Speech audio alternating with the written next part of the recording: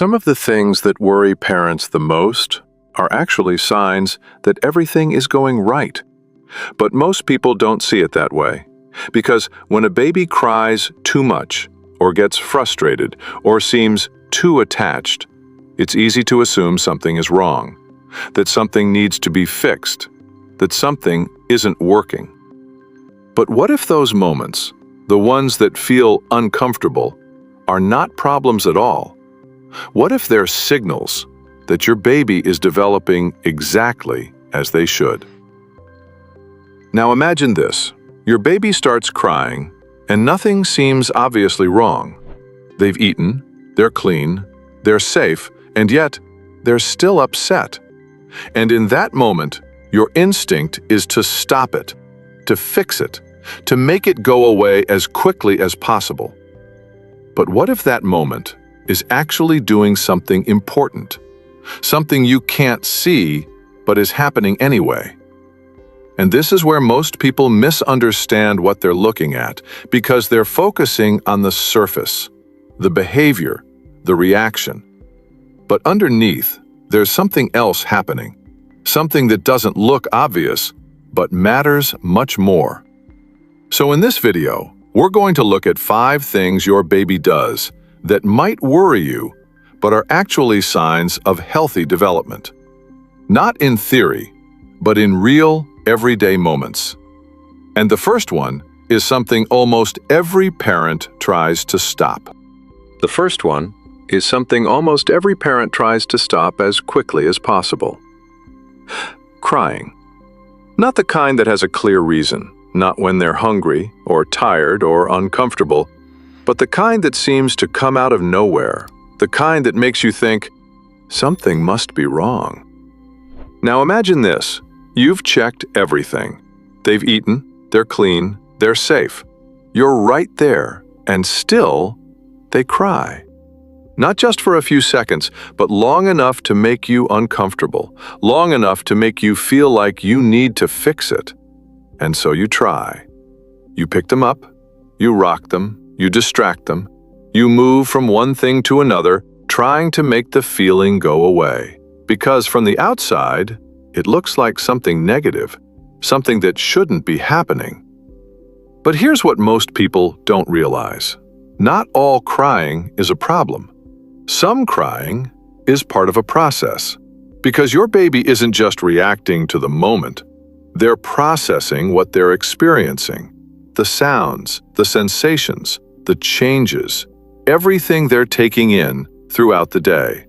And sometimes that builds up, not in a way they can explain, not in a way they can control, but in a way that needs to be released. Now imagine going through an entire day where everything is new. Every sound, every face, every interaction. Your baby is constantly absorbing information, more than we can even notice. And unlike you, they don't have a way to organize it. They don't have a way to think it through. They don't have a way to put it into words. So instead, their body processes it. And sometimes, that process looks like crying. Not because something is wrong, but because something is happening. Something is being integrated. Now here's the shift. When you immediately try to stop every moment of crying, you're not doing something bad. You're responding. You're caring. That's natural. But sometimes, in trying to remove the feeling as quickly as possible, you interrupt the process. Not in a harmful way, but in a subtle one. Because your baby doesn't always need the feeling to disappear instantly. Sometimes, they just need to go through it, with you there, not fixing it, not rushing it, just staying present. And when you start seeing it this way, the moment changes. It becomes less about stopping the crying and more about understanding it. Now here's the second one, because this is something that worries a lot of parents, even though it's actually a very strong sign of healthy development. The second one is something that worries a lot of parents, even though it's actually a very strong sign of healthy development. clinginess. Those moments when your baby doesn't want to be put down, when you try to leave the room and they react immediately, when they reach for you, not just once, but again and again. And from the outside, it can feel like something is wrong, like they're becoming too dependent, like they should be more comfortable on their own. Now imagine this. You place your baby down for a moment. You're still nearby, still in the same space. But as soon as you move a little farther away, they notice. Their body reacts. They reach. They look for you. They want to be close again. And it's easy to interpret that as a problem, something to correct, something to reduce. But here's what's actually happening. Your baby is learning something fundamental, not about independence, but about connection. Because before a baby can feel secure on their own, they need to feel secure with you. That sense of closeness, of being able to reach you, of knowing you're there, is what builds their confidence. Not the absence of connection, but the reliability of it. Now think about it this way. If your baby reaches for you, and that connection is consistent, predictable, safe, then over time, they don't need to check as often, because they already know. But if that connection feels uncertain, if it appears and disappears in ways they can't predict, then they reach more. Not because they're becoming dependent, but because they're trying to understand, trying to feel secure. And that changes how you see those moments. Because instead of pushing them away from you, you begin to understand that closeness is what allows them to eventually move away. Now here's the third one, and this is where most parents step in too quickly. Frustration. Those moments when your baby is trying to do something and they can't. They reach for an object, they try to grab it, they try again, and suddenly they get upset. They make sounds, their body tenses, they show frustration. And your instinct is to step in immediately, to fix it, to help, to remove the difficulty. Because from the outside, it looks like something negative, something that should be avoided. But what's actually happening is something very important. Because frustration is part of learning. Your baby is not just trying to get the object. They're trying to understand how to do it, how their body moves, how their actions lead to results. And when something doesn't work right away, that tension you see is part of the process. Now imagine if every time they struggled, the moment was removed, the object given, the difficulty eliminated, the problem solved for them. It might feel easier in the moment, but something important is lost. Because your baby doesn't get to experience the process, the attempt, the adjustment, the discovery. And that's where real learning happens. Now, this doesn't mean you leave them to struggle endlessly. It doesn't mean you ignore them. It means you give them space, just enough to try, to experience that moment. And then, if needed, you support. Not before, but during. And when you do that, something changes. The frustration becomes part of progress, not something to avoid, but something that leads somewhere.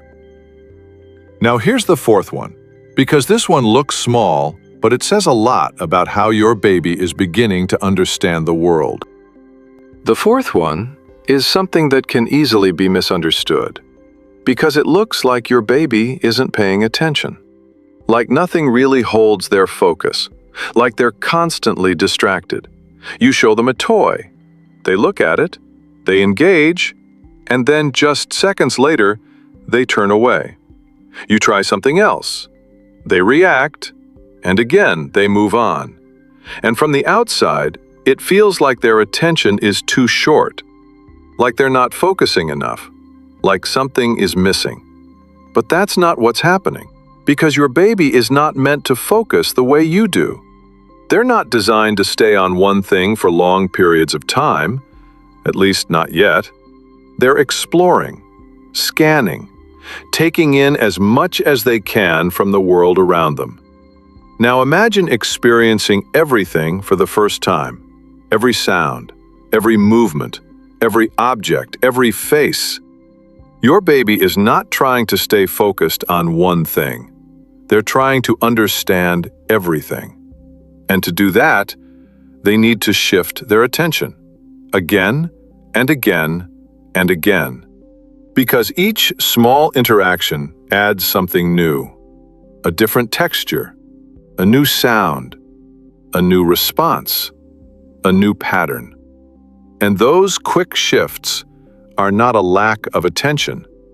They are how attention begins to develop. Now here's where most people get it wrong.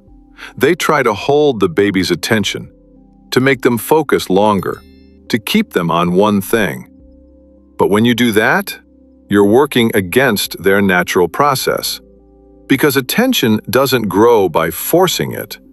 It grows by following curiosity, by allowing movement, by giving space to explore. And when you do that, something interesting happens. Those short moments of attention begin to connect. They start lasting a little longer. Not because they're being pushed, but because they're developing naturally. Now think about how different that feels. Instead of worrying that your baby can't focus, you begin to see that they are building focus in the only way they can right now. One small moment at a time. And that changes how you respond. Less pressure, less correction, more understanding. Because what looks like distraction is actually development in progress. Now here's the last one, and this one might be the most surprising of all. Now here's the fifth one, and this one might be the most surprising of all.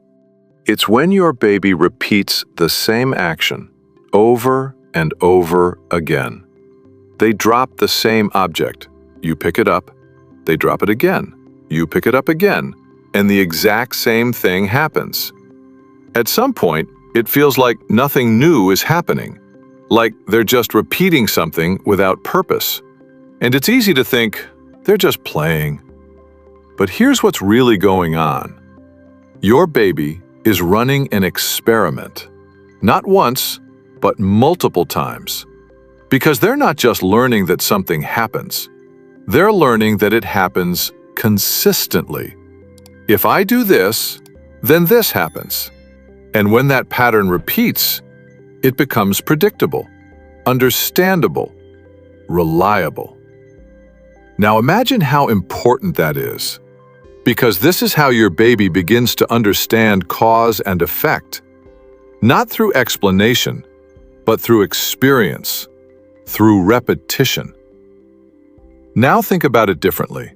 What looks like something simple is actually your baby testing the world, checking if it responds the same way every time.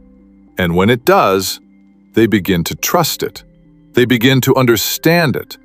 They begin to build a sense of how things work. And that's where real learning starts. Now, when you see it this way, those repetitive moments stop feeling meaningless and start becoming important. Because your baby is not just doing something again and again, they're building understanding, one repetition at a time. Now, when you step back and look at all of this, something becomes clear. Crying, clinginess, frustration, shifting attention, repetition. They're not random. They're not mistakes. They're not things to fix. They're signs. Not that something is wrong, but that something is developing. And once you start seeing them this way, your role changes. You're not just reacting. You're understanding. You're not just trying to stop things. You're supporting them. And that changes everything. Less pressure, less confusion, more clarity. Because instead of trying to control every moment, you begin to understand what those moments mean. And when you understand that, everything becomes easier. Not because the moments disappear, but because they make sense. If this made you see your baby differently, subscribe, because sometimes what looks wrong is exactly what should be happening.